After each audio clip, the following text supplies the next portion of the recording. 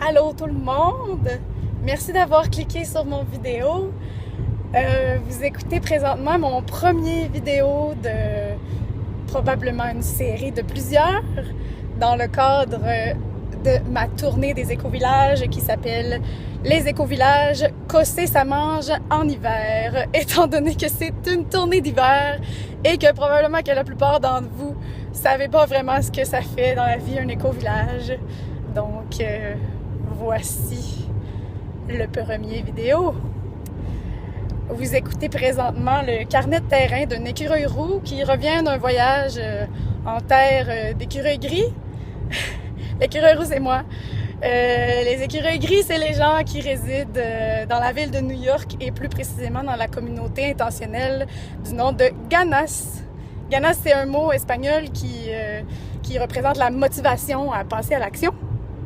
Et cette communauté est basée sur la mission de vouloir vivre ensemble et d'avoir la motivation de travailler ensemble sur les émotions qui naissent quand on essaie de vivre en communauté comme ça.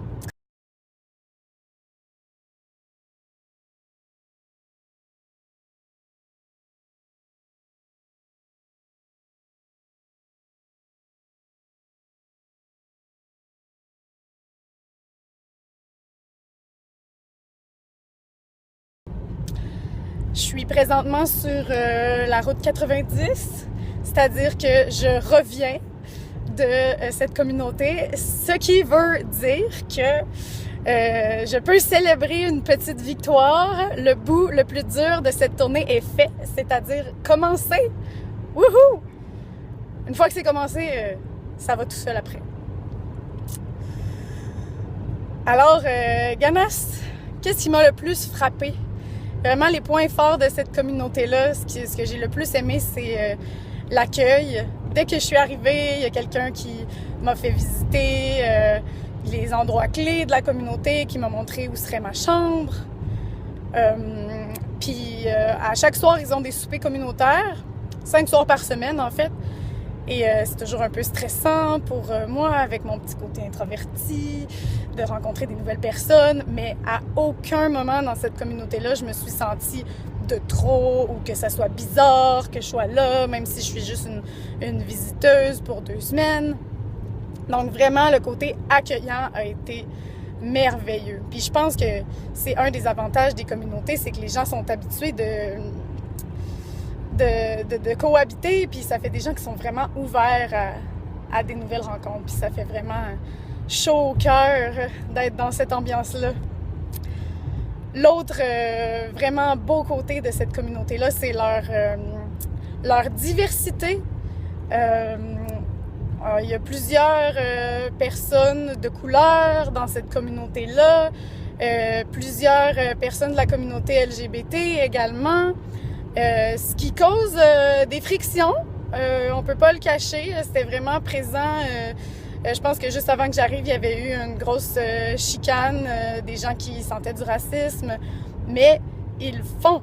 Au lieu de rester une bulle de gens de classe moyenne, des blancs hétérosexuels, ben c'est une communauté qui est super inclusive, puis qui vont adresser ces défis-là.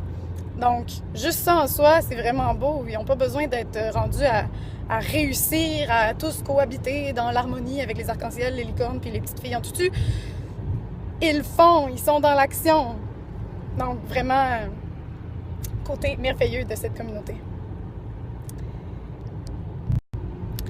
Et le dernier point que j'admire vraiment, c'est leur générosité. C'est vraiment des gens avec un grand cœur qui m'ont accepté alors que je leur offrais pas nécessairement, ils ont un prix habituellement pour être visiteurs. Moi, je leur offrais plutôt comme un échange de travail, puis ils m'ont juste vraiment baissé mon prix. Puis ils m'ont dit « Ah, il n'y a aucun engagement, viens-t'en, tu veux apprendre sur les communautés, t'as rien à t'engager à faire. » Puis moi, ben c'est sûr que ça m'a donné envie de redonner. Fait que pendant que j'étais là, j'ai donné un atelier avec une des résidentes qu'on s'est découvert une passion commune pour les produits naturels maison. Avant-hier, j'ai donné cet atelier-là. Les gens étaient vraiment contents, donc j'ai eu l'impression de redonner un peu à la communauté.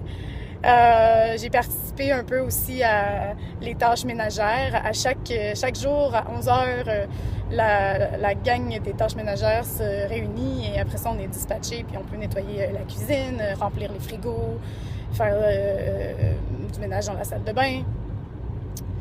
Donc, générosité, puis pas juste envers les visiteurs, envers leurs résidents aussi. Souvent, ils créent vraiment un milieu où on peut vivre pour moins cher grâce aux économies d'échelle. New York, c'est vraiment extrêmement cher comme vie. Puis les gens qui n'ont pas nécessairement le goût de se lancer tête première dans un emploi super payant qui prend tout leur temps, ben ils trouvent un peu un refuge à Ganas. Puis ben ça arrive des fois que ces gens-là ont de la misère à joindre les deux bouts pendant quelques mois. Puis les gens de Ganas font vraiment tout ce qui est en leur pouvoir pour leur permettre de rester et essayer de leur trouver des solutions.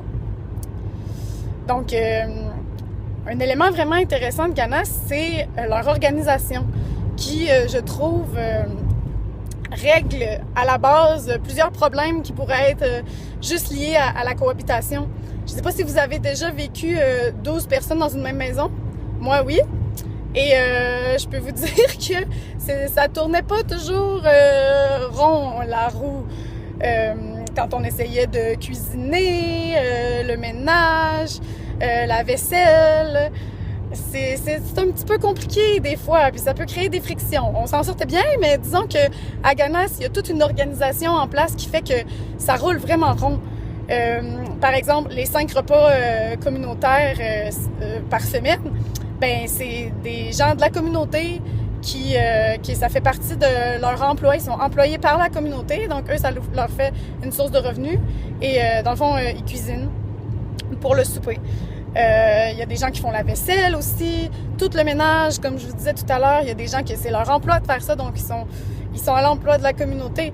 Donc, en plus de leur fournir un travail, ben ça fait en sorte qu'il n'y a pas de chicane de « Ah, le comptoir est sale, c'est qui l'a pas lavé? » Il y a quelqu'un à chaque jour qui va venir puis qui va laver le comptoir si on se prend pas en main. Puis c'est sûr que chaque personne aussi a la responsabilité de faire son ménage. Donc vraiment, cette organisation-là règle plusieurs conflits inutiles. Il y a comme d'autres conflits plus pertinents à avoir que s'ostiner sur la vaisselle puis le ménage. Donc, vraiment, un beau côté de cette communauté-là. Ça fait 38 ans qu'ils vivent ensemble. Il y a des fondateurs qui sont toujours là, d'ailleurs. Il y en a qui sont partis. Il y a plusieurs personnes qui se sont rajoutées. La communauté a maintenant 75 résidents, incluant quelques enfants. Et donc, je pense que cette organisation-là contribue énormément à leur longévité. Selon eux aussi, l'autre aspect qui contribue à leur longévité, c'est leur modèle, leur structure. Ils ont comme 2 niveaux d'organisation. Ils ont le groupe principal, le core group, comme qu'ils appellent, qui partagent leurs revenus. Donc ça, c'est un modèle qu'on trouve dans plusieurs éco-communautés, entre autres celles qui font partie de la Fédération des communautés égalitariennes, la Federation for Egalitarian Communities, de son vrai nom, parce que c'est surtout des communautés anglophones qui en font partie aux États-Unis. On a une communauté au Québec qui en fait partie, qui s'appelle le Manoir à Passepébiac. Bonjour à ces gens que je n'ai pas rencontrés encore, mais que j'aimerais bien rencontrer. Donc, ces gens-là partagent leurs revenus. Je ferai peut-être un blog quand je comprendrai un peu mieux comment ça fonctionne, ceci.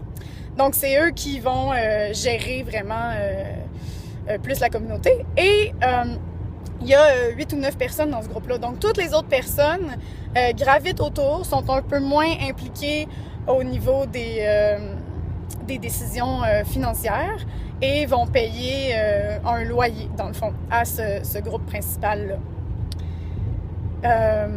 Et ce loyer inclut le ménage, comme on parlait tout à l'heure, les repas communautaires, mais aussi toute la nourriture qui est nécessaire pour le reste des autres repas. Si les gens veulent s'acheter des choses un peu plus fancy, ils peuvent. Mais on pourrait, avec ce loyer-là, ne plus jamais rien dépenser d'autre que des billets de métro, mettons, et survivre. Puis les gens qui sont employés par la communauté à temps plein ça fait pas juste payer leur dues, leur loyer, comme ils disent en anglais. Ça leur donne un supplément aussi à chaque semaine. Donc ils peuvent vivre une vie normale. Ils sont pas comme enchaînés à la communauté si jamais ils veulent partir ou si jamais ils veulent faire des voyages. Ils ont quand même un revenu qui vient de là. Donc c'est un modèle vraiment sécurisant, je trouve. Et très viable, comme on peut voir, parce que ça fait 38 ans qu'ils vivent ensemble et ils sont rendus à 75 résidents dans la communauté. Les éco-villages, je vous le cacherai pas, je crois que ça peut changer le monde, petit à petit, bien sûr. Comment cet éco-village-là change le monde? Ben, premier critère, je trouve, pour changer le monde, c'est de faire du bien aux humains eux-mêmes. Donc, comment Ghana se fait du bien aux humains? Bien, premièrement, juste le fait d'avoir tous ces espaces communs, toutes les 8 maisons sont des espaces communs, à part les chambres des gens, bien sûr. Mais comme moi, j'habitais dans la maison 48, ben je peux aller dans la maison 144, jouer du piano dans le sous-sol. Je peux aller écouter un documentaire sur le microbiome dans la maison 134. Je peux avoir une discussion sur la politique canadienne dans le salon de la maison 139. Puis je peux avoir un ami d'empathie pour faire de la communication non violente dans la 127. Fait qu'on peut aller partout. Fait que ça fait vraiment que on rentre dans les gens, on bump into each other vraiment plus que quand on habite dans notre maison de banlieue. Fait que c'est vraiment sécurisant. Premièrement, les liens entre les gens se créent super rapidement. Après seulement 2 semaines dans cette communauté-là, je repars puis j'ai le cœur brisé de laisser derrière des amis avec qui j'ai vraiment connecté profondément. Grâce à, justement, c'est comme un catalyseur de relations amicales, étant donné qu'on rencontre les gens en tout temps dans la journée. Quand on sait pas trop quoi faire, parce que vous savez, ça m'arrive jamais, mais même dans une communauté complètement nouvelle, je me suis retrouvée là-bas avec un horaire des plus chargés. Mais mettons que j'aurais pas su quoi faire, ben j'aurais pu juste aller m'asseoir dans un salon ou dans le sous-sol de la maison où j'habitais, puis jaser toute la journée. Donc c'est vraiment le fun. Puis ça veut pas dire que c'est pas un bon endroit pour les introvertis. J'ai vraiment un côté introverti, puis j'ai trouvé mon compte parce que des fois, on peut juste aussi être assis dans une salle commune, puis personne ne se parle.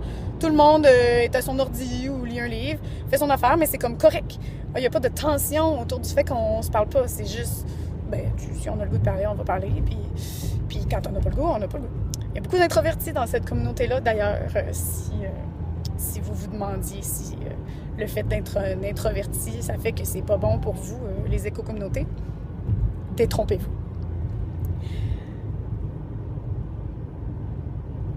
Donc, entre autres, c'est une des choses qui fait que cette communauté-là est bonne pour les êtres humains. Ça fait du bien d'être dans ce contexte-là.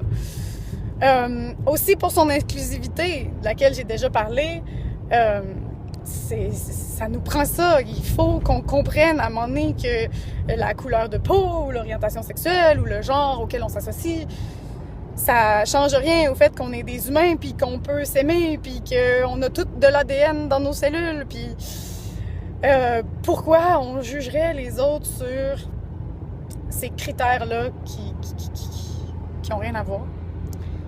Donc, d'avoir un espace pour que ces gens-là se sentent acceptés pour ce qu'ils sont.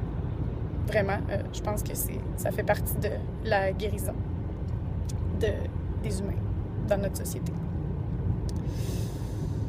Ensuite, pour changer le monde, je pense que ça prend la décroissance économique. Comment cet endroit-là contribue à la décroissance économique? 75 personnes, 8 maisons. Ça dit tout. T'as juste 8 lave-vaisselle au lieu d'en avoir, je sais pas moi, 7, mettons. Ou... non, c'est n'importe quoi ce que je dis. 75 personnes, c'est combien de lave-vaisselle? Au moins... En tout cas, je sais pas, mais ça serait plus que 8. Même chose pour les livres. Ils ont des bibliothèques de livres. Si c'était tout à moi, je me sentirais...